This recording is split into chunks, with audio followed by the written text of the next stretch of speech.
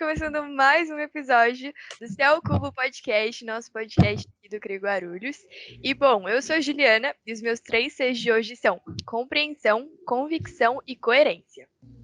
Oi, gente, meu nome é Arthur e os meus 3 Cs são caráter, cultural e crucial. E aí, galera, eu sou o Felipe e meus três Cs são correção, correspondência e candelado. Oi, gente, eu sou a Lorena e os meus 3 Cs são conhecimento, ciência e confiável. E aí, pessoal, eu sou o Rafael, meus 3 Cs são coragem, celestial e coração. Olha, o Rafa deu uma titubeada. Fala, pessoal, paz do Senhor, eu sou o Wellington Matheus e os meus 3 Cs são cânon, correção e cartas. Bom, galera, no episódio de hoje a gente vai falar um pouquinho sobre a Bíblia e várias outras coisas que envolvem pelo assunto. E, bom, a Bíblia, ela funciona basicamente como um manual do cristão. E esse é um ditado que a gente ouve falar, assim, por onde a gente vai, todo mundo fala, pô, Bíblia é nosso manual, só lê lá que vai estar tudo, assim, mastigado para você viver, entendeu? E vamos falar mais sobre isso, vamos tirar algumas dúvidas que muita gente tem, poucas pessoas respondem. Vamos falar sobre detalhes que alguns ainda não sabem. Então, vejam o episódio por completo, fica aí, vê tudo, deixa o like, é bem importante. E é isso, quem quer começar com o assunto, gente? Boa, gente, eu vou começar. Eu gosto de pensar que a Bíblia, ela, primeiro de tudo, assim, é uma história, né? Então, é interessante a gente entender que ela é uma história, porque nós conseguimos entrar dentro dela e saber qual que é o nosso papel, onde que a gente se encaixa.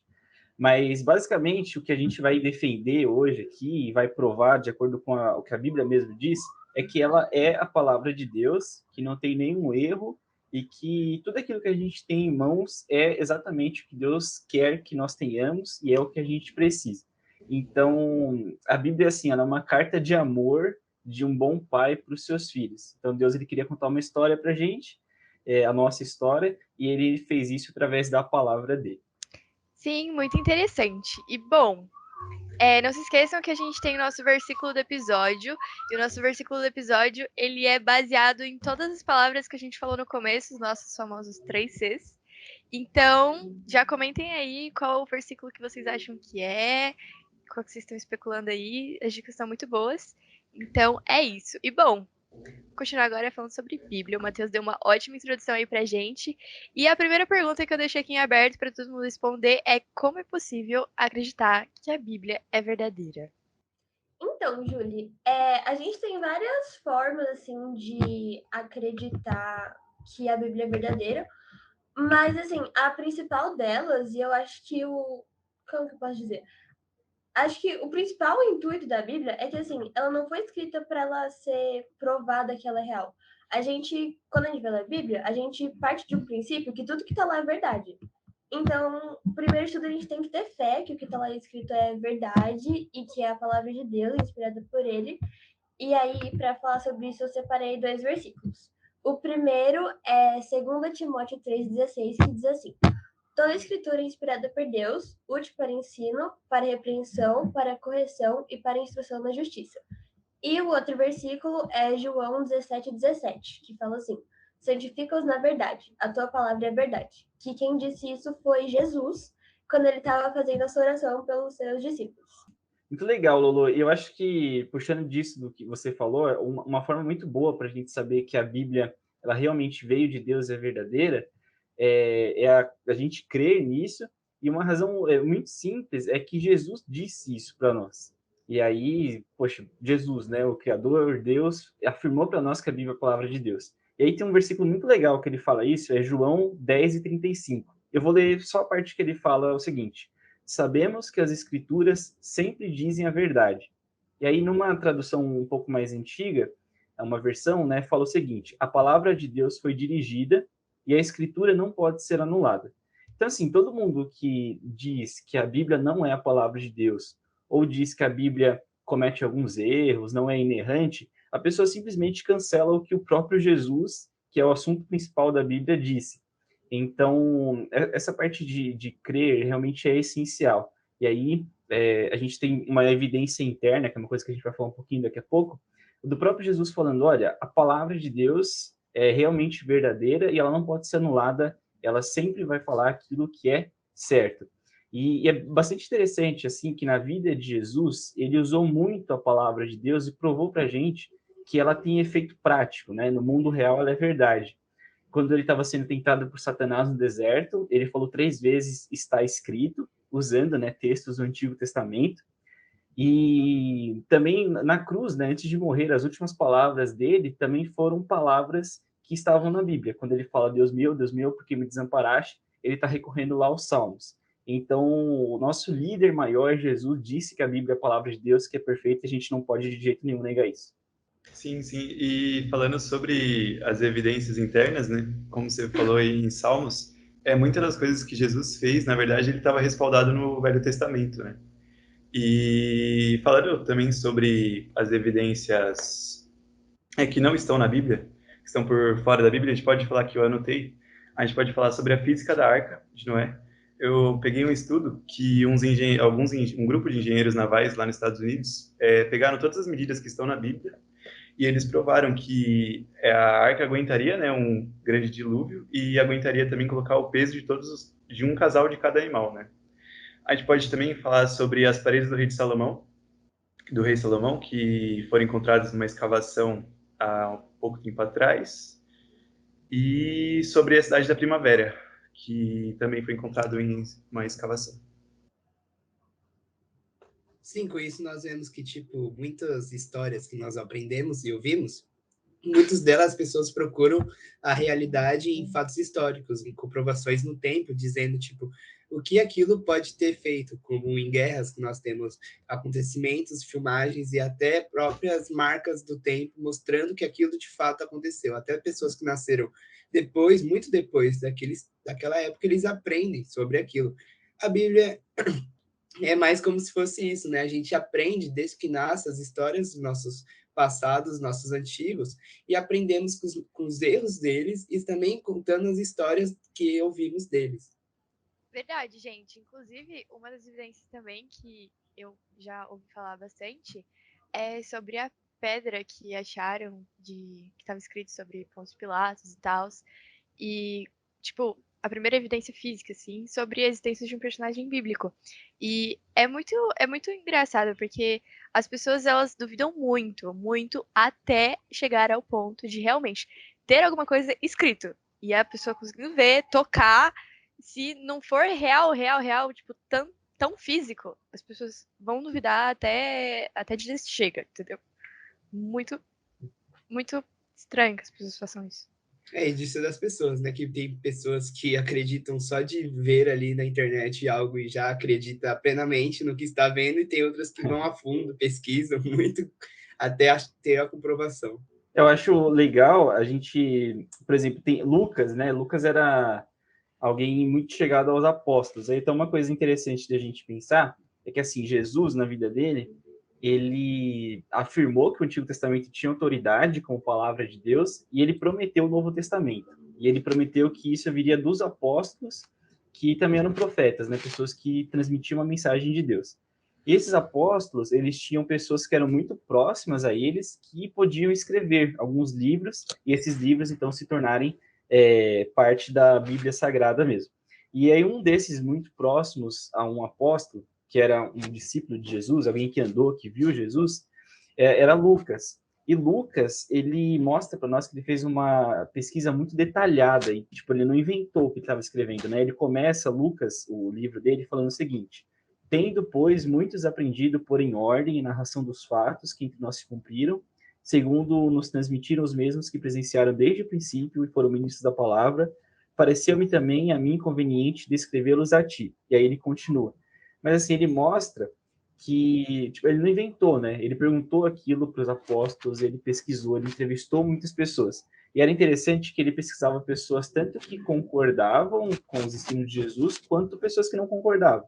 Mas como ele estava ali muito próximo à data do acontecimento, não tinha alguém dizer, por exemplo, que Jesus não existiu. Porque Jesus existiu, isso era fato, né?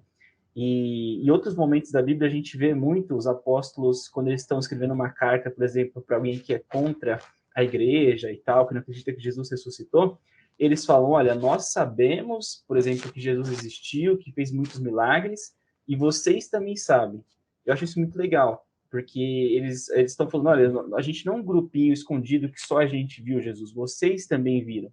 E isso mostra para nós um pouco desse caráter histórico muito importante que a Bíblia tem, de muita realidade, assim. Não era um povinho, um clubinho que ninguém conhecia, mas eles entrevistaram muita gente, fizeram muita coisa ali e ainda afirmavam para outras pessoas, olha, vocês também sabem, vocês também viram Jesus. Isso prova para nós que historicamente é um livro bem coerente, a Bíblia. Verdade, isso me lembra também a questão que as pessoas também duvidam da existência de Jesus. E isso me lembrou que é assim como você falou, que as pessoas realmente afirmavam.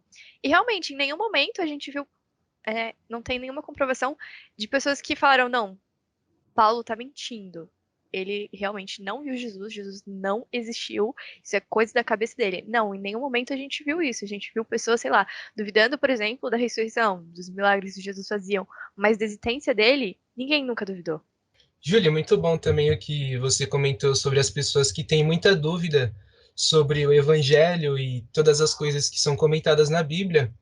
E isso nós temos uma resposta muito simples e prática do apóstolo Paulo, que viveu um tempo depois de Jesus e que ele escreveu da seguinte forma, em 1 Coríntios 1, versículo 18.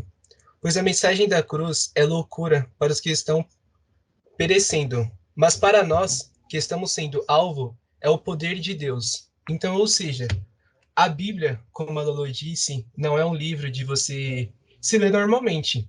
É um livro onde contém mensagens proféticas, mensagens de romance, até mesmo, mas o principal foco da Bíblia somos nós, a nossa parte espiritual. Então, para que a gente consiga ler a Bíblia com ênfase dando na nossa vida pessoal, nós precisamos ter a fé, que é algo essencial e prioridade na pessoa que quer conhecer mais da Bíblia. E uma curiosidade não, um fato, é que a Bíblia é o único livro que nós conseguimos ler com o autor do nosso lado, que é o próprio Deus.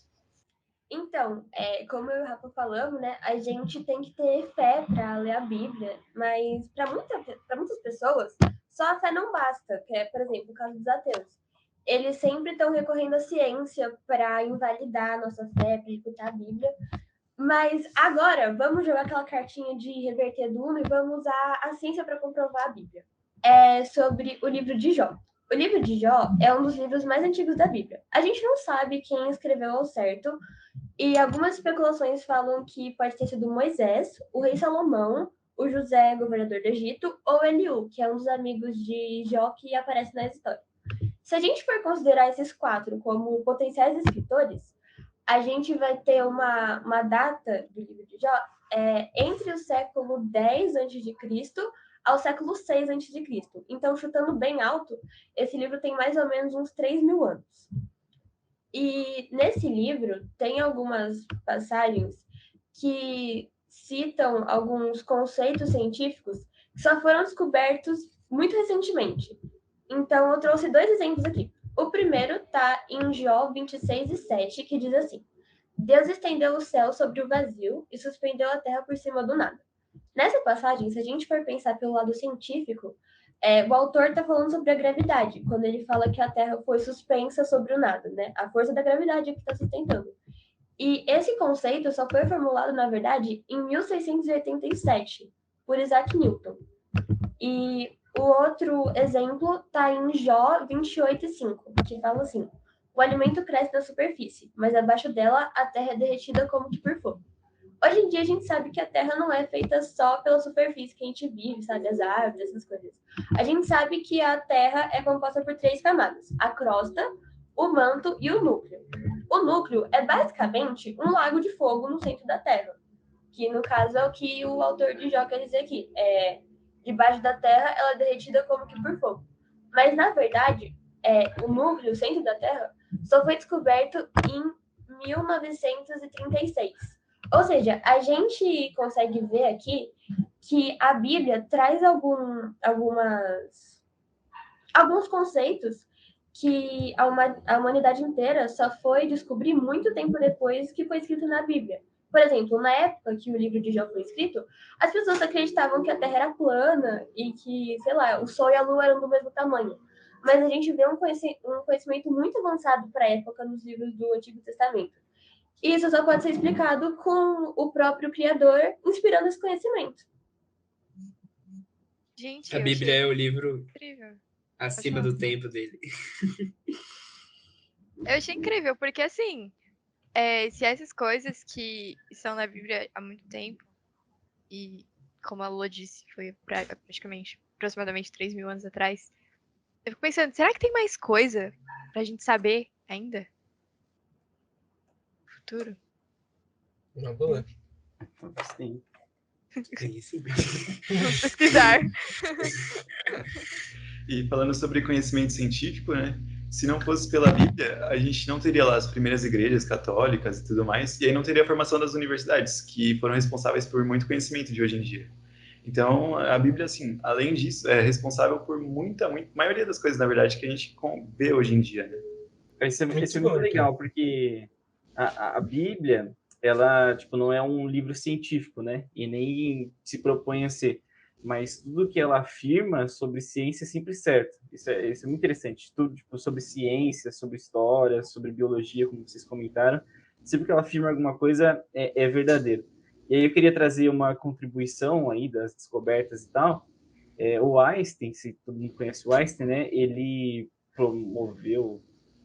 fez lá a teoria da relatividade, né? E aí ele provou, né, nessa teoria, que o universo ele não é infinito, né? Mas o universo ele está se movendo e ele precisou de um início, precisou que alguém criasse. E a Bíblia mostra muito claro para a gente, de uma forma assim muito bem explicada e muito lógica, que Deus é o criador. E há diversas outras coisas também, as leis da termodinâmica que dizem para a gente que a energia também precisou ter sido criada. E a Bíblia sempre mostra para nós que esse alguém foi Deus. No próprio Gênesis 1:1 mostra para a gente a matéria, o tempo e o espaço, que é uma coisa essencial para a vida, para as coisas existirem. Então, sempre que a Bíblia fala de ciência, ela está super certa. E é super legal pensar nisso, porque querendo você ou não, acreditando você na Bíblia ou não, a Bíblia é tipo uma baita de uma obra literária, sabe? Ela tem todos os gêneros textuais que você puder imaginar e todos escritos assim com excelência, sabe? Tem desde poesia para narração, para carta. E a Bíblia é o livro mais vendido de todos e tal, e por um motivo, né? Que ele tem todas essas questões, que ele é o livro mais famoso do mundo, você pode ir para qualquer lugar que todos vão saber e ter conhecimento sobre ele, ele é usado também para estudos, mesmo para as pessoas que não creem em Deus, eles são usados para estudos históricos e teológicos também sobre todas as coisas que acontecem nele, que, como o Matheus falou, muitas coisas que estão nele, todas coisas históricas, biológicas ou científicas são verídicas e são estudadas. Por isso que muitas pessoas usam aquele livro como material para estudo, mesmo que não creem em Deus. Sim, e como eles falaram, tudo tem um padrão matemático, né? Desde as estrelas até as plantas, o clima. E é muito difícil pensar que tudo isso veio só de uma explosão, né? Eu acho muito, pelo menos o meu pensamento, né?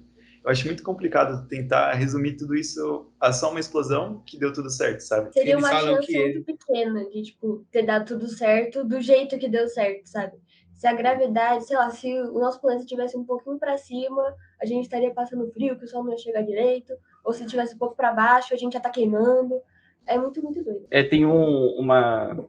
Eu não lembro quem conta isso, mas tipo uma historinha assim, né? Se você pegar 4 caminhões, por exemplo, e colocar tudo que a gente precisa para fazer um bolo neles, e aí você promove uma batida entre esses 4 caminhões, dessa batida não vai gerar um bolo gigante, né?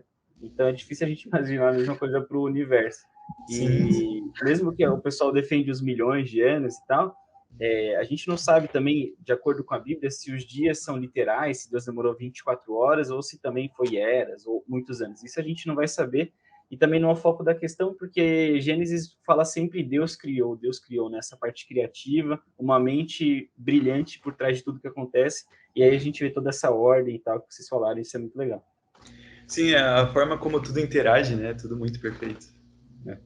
E bom, gente, a Bíblia, ela foi escrita há muito tempo atrás, e ela foi escrita originalmente em hebraico, aramaico, grego.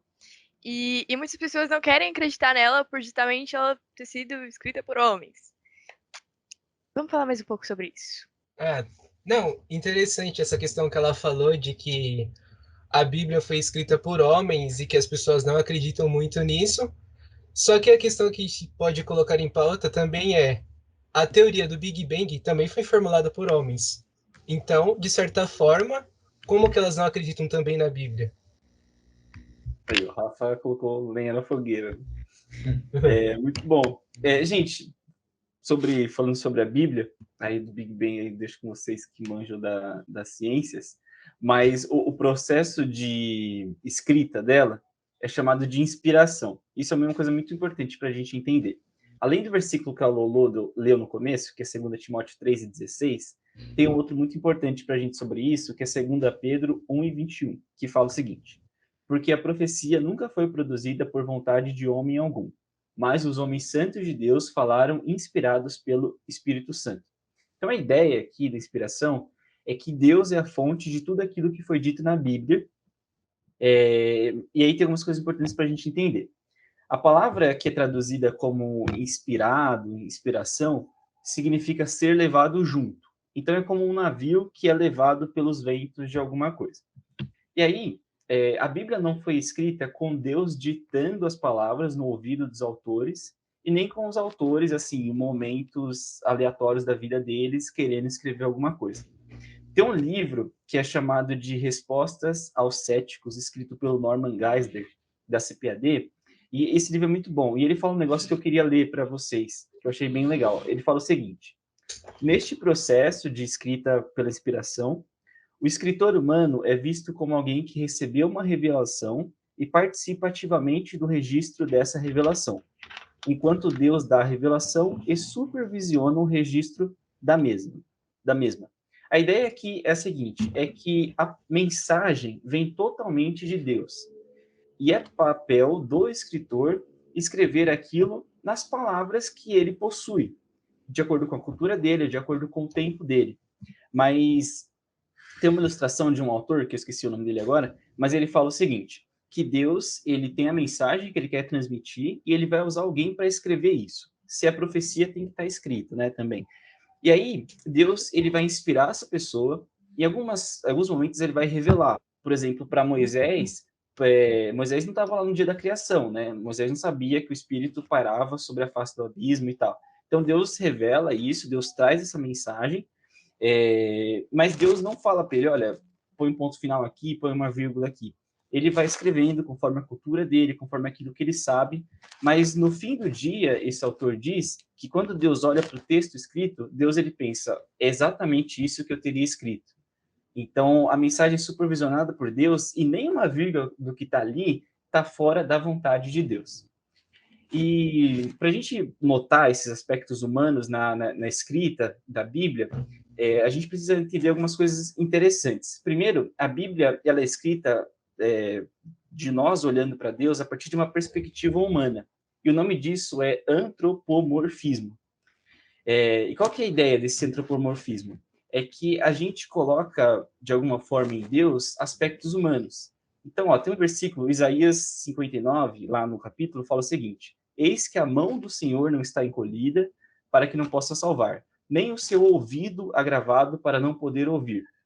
A gente sabe que Deus é espírito, e espírito não tem mão, e nem ouvido, e nem forma humana. Então a gente pensa, mas mão de Deus? Por quê? É porque senão a gente não consegue entender, né? Eu não sei vocês, mas se eu imaginar um espírito na minha cabeça, não tenho o que imaginar de um espírito, eu não sei o que é um espírito, né? Mas quando fala, as mãos do Senhor não estão encolhidas, eu consigo entender que, assim, que Deus, ele quer me dar alguma coisa, que ele quer me abençoar e tal. Então, a parte humana está muito presente, e aí a gente consegue entender a mensagem de Deus. E aí, para encerrar essa minha fala aqui, eu queria tocar no ponto da inerrância da Bíblia. Também é um ponto que muita gente se confunde, que fala algumas coisas que não são verdades, e, assim, é muito lógico a gente entender que a Bíblia não tem erros. A Bíblia inteira afirma para nós que Deus não erra, que Deus não muda, que Deus não comete falhas. E, na verdade, se ele errasse, ele não é Deus, né? Porque uma pessoa perfeita, como que ela vai errar? Então, segue a lógica. Se a Bíblia é a palavra de Deus e Deus só pode falar a verdade, não existe nenhuma outra conclusão a não ser que não existem erros na Bíblia. Pode existir na Bíblia algum erro que você fala, nossa, não entendi isso aqui. Peraí, o erro tá na Bíblia ou tá em você que não entendeu? Normalmente está em nós, que a gente não quer ler direito e a gente fala, nossa, tá errado, não quero saber mais. Normalmente é assim que as pessoas fazem, né? Mas a inspiração da Bíblia, da parte de Deus, garante que ela não tem erros. Basicamente é isso, e isso é muito lógico. Deus não pode mentir, Deus não pode errar, logo a palavra dele também não tem nada de errado. E uma das provas dessa inerrância na Bíblia é as profecias que foram feitas no Antigo Testamento e cumpridas no Novo Testamento. O exemplo é as profecias sobre Jesus, quando falava sobre a vinda dele, o ministério dele e a morte. Em Isaías 7,14, fala assim, ó, pois o Senhor mesmo lhes dará um sinal. A jovem que está grávida dará à luz um filho e porá nele o nome de Emanuel. Isso se cumpre lá em Mateus 1,21, que fala assim, ela terá um menino e você porá nele o nome de Jesus, pois ele salvará o seu povo dos pecados deles. Sobre o ministério de Jesus, Isaías 42, 1 ao 7 e Isaías 11, 1 ao 9, vão falar como Jesus vai tratar as pessoas e como ele vai agir. E se a gente parar para ler os evangelhos com bastante atenção, a gente vai ver que tudo isso, tipo, tudo que foi dito nessas profecias aconteceram. E além disso, o Salmo 22 e Isaías 53 falam sobre a morte de Jesus, assim como o próprio Jesus falou em várias passagens dos evangelhos. Mas uma que deixa bem claro que ele era o cumprimento dessas profecias é Lucas 18:31, que fala assim, Jesus falando para os discípulos, nós estamos indo para Jerusalém, onde vai acontecer tudo o que os profetas escreveram sobre o Filho do Homem. E Salmos foi escrito por volta de 1000 anos antes de Cristo. Isaías foi escrito entre 778 a.C. e 732 a.C. E são dois livros escritos em épocas diferentes e por pessoas diferentes, mas os dois preveem a mesma história sem se contradizerem e todas as profecias foram cumpridas sem pôr e nem tirar. Muito, muito interessante, porque é algo que às vezes as pessoas perguntam, né? Será que ela não foi alterada ao longo do tempo? Então, prova que meio que escritas em tempos totalmente diferentes, muito longe um do outro, por pessoas diferentes. Tudo igual, gente. Rolou, aconteceu. E as pessoas também não se conheciam, né? Não combinaram. Não falavam, vamos escrever assim assado para enganar todo mundo. Não, elas não se conheciam. Isso é muito doido, né? Porque, tipo, são 40 autores que a gente sabe quem são, que escreveram em mais ou menos 1.600 anos diferentes, lugares diferentes, pessoas muito diferentes. Aí você vê, tipo, tem escritores que são simples, assim, tipo Pedro, era uma pessoa simples. Tinha o grego da escrita dele como uma pessoa comum. Mas lá no Antigo Testamento, você tinha Isaías, ele era da família real. Então, tipo, ele tinha um hebraico quase perfeito. Então, você vê, Deus usou várias pessoas diferentes, 1.600 anos, 40 escritores, e aí, por que tem lógica? Porque o autor é o mesmo, né? É Deus. E isso que o Matheus falou de vários escritores, cada um escrevendo assim, do jeito que sabia, do jeito que tinha aprendido e com os conhecimentos que eles tinham, mostra que Deus não escolhe, tipo, um grupo específico de pessoas. Ele escolheu, tipo, pessoas de todos os tipos e usou cada uma delas de acordo com as habilidades que elas tinham. Então, tipo, Deus não limitou quem iria escrever para a Bíblia, sabe? Para ficar meio, sabe, elitista. E isso também é uma outra prova de que a Bíblia faz sentido, tipo, entre si, mesmo tendo pessoas que... Por exemplo, se você colocasse, como o Matheus falou, Isaías e Pedro para conversar, ia ter umas coisas que Isaías ia falar que Pedro não ia entender. Mas mesmo assim, eles escreviam sobre a mesma coisa. E no fim das contas, eles escreveram sobre Jesus, que era o mesmo Jesus que os dois falavam. Sim, mas tem uma frase bem clichê dos pregadores, né, que Deus ele não escolhe os preparados, né? Ele prepara os escolhidos. Então mostra que desde pescadores como Pedro até filhos de reis, né, como Isaías que vocês disseram aí. Agora, trazendo por um exemplo mais da gente, mais humano, tipo, igual a dúvida que a Júlia falou, como que a questão de a Bíblia ser esse projeto, essa obra tão grande, esse livro ser escrito por humanos, esse livro não pode ser algo perfeito. Mas nós temos esse exemplo que foi escrita por várias mãos diferentes, várias pessoas diferentes, com ideologias diferentes, mas que essas pessoas são diferentes na questão de tempo, na questão de espaço, na questão de tudo, mas essas pessoas, mesmo não tendo se conversado sobre si, não tendo um ao outro para escrever junto, não foram um trabalho coletivo, mas separado ao mesmo tempo. E isso mostra que o autor, na verdade, não é o homem. Pode ter saído da mão do homem, pode ser escrito por homens, mas o autor, sim, é uma história sobre Jesus Cristo, é uma história sobre a criação, é uma história de Deus que trouxe para a gente todas essas respostas. E trazendo, por exemplo, é só você pegar uma obra que você tenta conversar com uma pessoa que você nem, com uma pessoa distante de você, e às vezes não consegue dar certo, às vezes muita gente que teve que fazer trabalhos escolares em home office percebeu que não estava conseguindo por causa da distância, por causa desse trabalho. Nós vemos isso e não foi só a distância que eles tiveram, em si, eles não tiveram nem o poder conversar entre si, não tiveram como se trocar ideias sobre isso. Isso é muito louco, que as histórias ainda se conversem. Se a Bíblia fosse um livro que fosse uma história perdida, jogada ali no meio, mas não. Essas histórias se convertem entre si e traz esse livro perfeito. A Bíblia foi o primeiro, cada um faz sua parte, depois a gente junta tudo que deu certo. Exato. Exatamente. E isso me lembrou muito do que todo o pessoal falou, em questão de, tipo, pô, são pessoas totalmente diferentes, que tinham vidas totalmente diferentes. Isso me lembrou sobre questões da nossa própria atualidade, assim como o Felipe falou, que classes diferentes. Hoje em dia a gente vê muitas pessoas que são uns têm mais privilégios que os outros, uns têm mais acesso do que os outros. Até mesmo antigamente, né, a Bíblia ela não era acessível a todos. Então a gente vê que até mesmo antes acontecia isso. E vamos falar sobre o que a Bíblia fala sobre os principais assuntos aí que a gente tem hoje em dia. Então, Júlia, pensando nisso que você falou, sobre algumas coisas que a Bíblia fala sobre a atualidade, eu procurei alguns versículos sobre algumas coisas que eu percebo na nossa geração, pelo menos, que estão em alta hoje em dia, mas que, tipo, vão contra alguns preceitos bíblicos. Eu trouxe alguns versículos que nos mostram a verdade sobre isso. Então, sobre a traição, que é uma coisa que... Ai, eu tô namorando, mas eu fiquei com um menino lá na festa e as pessoas ficam se gabando, se gloriando por causa disso. Mas olha só o que a Bíblia fala. Em Provérbios 6:32 fala assim: no entanto, o homem que comete adultério não tem juízo, ele está se destruindo a si mesmo. E em Provérbios 30:20 fala assim: uma esposa infiel age assim, comete adultério, toma um banho e depois diz, não fiz nada de errado.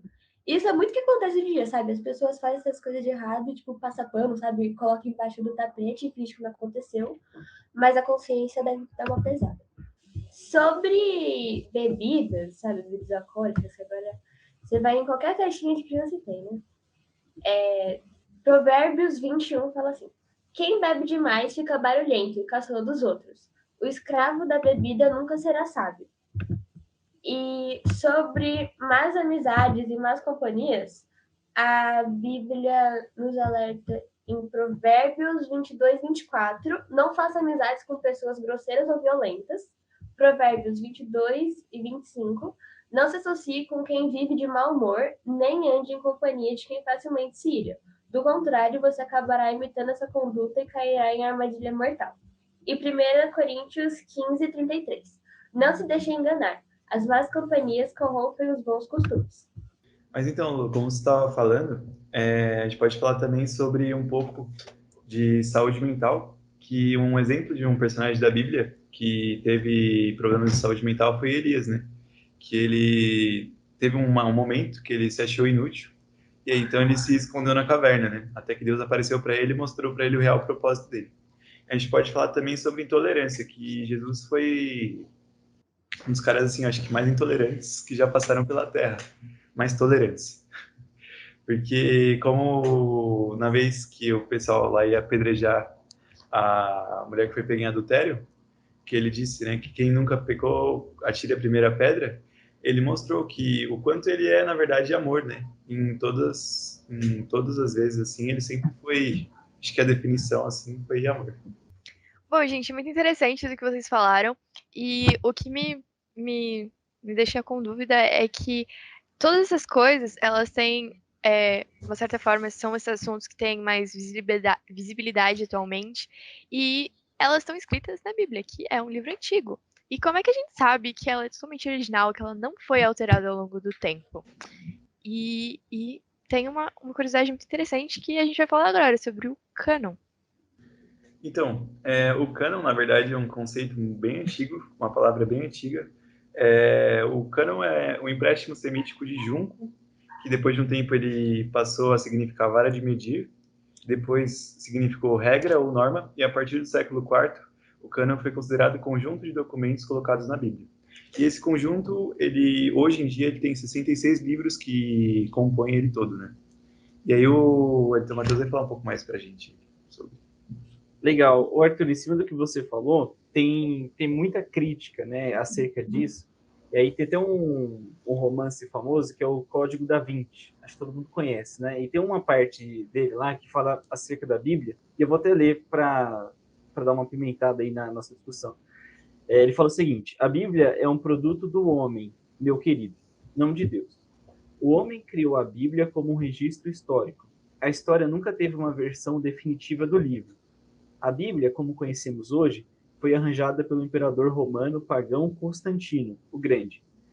E aí continua. Mais de 80 evangelhos foram considerados para serem excluídos do Novo Testamento. E ainda assim, apenas alguns foram escolhidos. Mateus, Marcos, Lucas e João estão entre eles. Então, isso aqui é uma crítica assim, bem forte em relação a como que as coisas foram escolhidas ao longo do tempo para estarem dentro da Bíblia. E aí, a explicação simples e básica sobre isso, ela segue a seguinte linha. Primeiro, os livros que estão dentro da Bíblia precisam seguir alguns preceitos, precisam ter algumas coisas para serem consideradas como autoridade, como palavra de Deus. Primeiro ponto, a gente precisa entender que em cada livro que está nas Escrituras, existem as impressões digitais de Deus. O que é essa impressão? Primeiro, o livro precisa ter sido escrito por um profeta de Deus, porque todo profeta de Deus fala somente a palavra de Deus. Segundo lugar, o autor que escreveu esse livro teve confirmação de que ele é realmente o profeta de Deus? E aí, no Antigo Testamento, a gente vê principalmente profecias. Algumas profecias se cumpriam para mostrar a autoridade do profeta. A gente vê muitos milagres acontecendo. Moisés, por exemplo, Deus usou muito Moisés para fazer milagres, e isso é uma prova de que ele é um profeta de Deus. E no Novo Testamento a gente tem os apóstolos que também Jesus mesmo autorizou, falando que o Espírito Santo daria a palavra para eles. Beleza, em terceiro lugar, a gente precisa ver se o livro fala a verdade a respeito de Deus. E aí, isso é um ponto do que a gente comentou, que não existe nenhuma contradição na Bíblia. Então, todos os livros precisam falar a mesma coisa sobre Deus. Um não pode contradizer o outro. Em quarto lugar, a gente tem que ver se o livro tem o poder de Deus. Então, assim, esse poder de Deus que transforma pessoas, que liberta as pessoas, que salva, que tem um futuro de esperança. E em quinto lugar, a gente precisa ver se o livro foi aceito pelo povo de Deus. Isso é muito legal. E aí, quando a gente entende, principalmente, como que se deu a Bíblia ali no Novo Testamento, a gente vê que a igreja tem um papel essencial para reconhecer certos livros como palavra de Deus. Beleza. Depois que a gente viu essas impressões digitais de Deus nos livros, a gente precisa pensar. Aí eu vou seguir a linha do Da Vinci, e ele falou que 80 livros foram deixados para fora. Esses livros são chamados de apócrifos, tem um outro nome também que quer dizer ensinos falsos. E por que tudo isso foi deixado de fora? Primeiro, está errado, não são 80, são 24, né? São 2 dúzias que os estudiosos descobriram desses livros. E eles foram deixados de fora porque eles não foram escritos no primeiro século. Todos os livros do Novo Testamento foram escritos ali basicamente no primeiro século, ou seja, muito próximos ao acontecimento, muito próximos a quando Jesus viveu, fez os milagres e tudo. Os livros apócrifos foram escritos no segundo e terceiro séculos. São livros que têm uma série de erros que não combinam entre si, são livros que se baseiam totalmente nos evangelhos que a gente tem, Mateus, Marcos, Lucas e João, então não são fontes confiáveis e fontes originais. E há diversas outras coisas nesses livros que mostram para a gente que não são palavra de Deus. Então, todos os estudiosos que estudam de fato concordam que a gente só tem 4 evangelhos: Mateus, Marcos, Lucas e João. Aí, beleza, a gente pode perguntar, né? Mas e os manuscritos, né? Como que isso chegou na nossa mão? Como é que a gente tem tudo isso? A gente sabe que a Bíblia é um livro muito antigo. E a gente não tem mais os textos originais, que saiu da mão de Paulo, que saiu da mão de Lucas e tal. Mas a gente tem essas cópias que foram feitas para manter o texto. As cópias do Antigo Testamento, a gente não tem muitas cópias disponíveis, mas a principal descoberta nesse sentido são os manuscritos do Mar Morto, que são manuscritos de 1000 anos antes do século X da era cristã. E esses manuscritos, eles mostraram, quando foi descoberto, que foi recente, que a Bíblia que nós temos em mãos é praticamente igual aos manuscritos que a gente tem de quase 2000 anos atrás. Então, isso mostra para a gente que houve uma confiabilidade imensa na transmissão das escrituras. Lá, durante o povo de Israel, durante o Antigo Testamento, eles tinham diversas, quase que leis, para falar para os escribas como que eles tinham que ir escrevendo o texto. Que eles tinham lá, né, os pergaminhos, escreviam com muito cuidado e tal.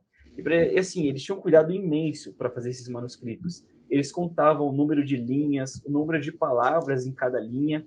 E se eles errassem algum manuscrito, assim, sei lá, a pena foi muito pro lado e bagunçou a palavra e tal, eles queimavam o manuscrito, para ninguém ter nem chance de ler alguma coisa errada. E aí, a formação do Antigo Testamento não foi nem muito questionada ali entre os judeus, nem demorou tanto tempo assim. Eles tinham os livros nos pergaminhos e todos consideravam que aquilo era a palavra de Deus. Beleza. Agora, o Novo Testamento, como que se deu o processo? Você teve os apóstolos escrevendo e pessoas muito próximas aos apóstolos escrevendo, e eles escreviam cartas e enviavam para as igrejas. E as igrejas, ao longo do tempo, foram considerando todos esses escritos como palavra de Deus. Então, uma igreja, por exemplo, recebia uma carta de Paulo, logo ela falava, olha, isso daqui faz sentido, isso daqui concorda com toda a Bíblia, isso daqui pode ser empregado na igreja. Então, isso faz parte da palavra de Deus. Então, no Novo Testamento, a gente tem o corpo de Cristo aceitando os livros que foram considerados como livros inspirados, como autoridade divina.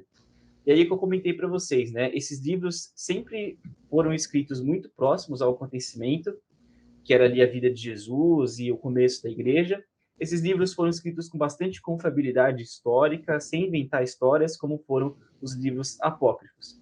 E aí, ao longo do tempo, a igreja vai aceitando isso, e depois ali no século II, século III, até o século V, a gente tem algumas assembleias que vão pensando assim, olha, o que é que as igrejas aqui dessa parte do mundo estão aceitando como palavra de Deus?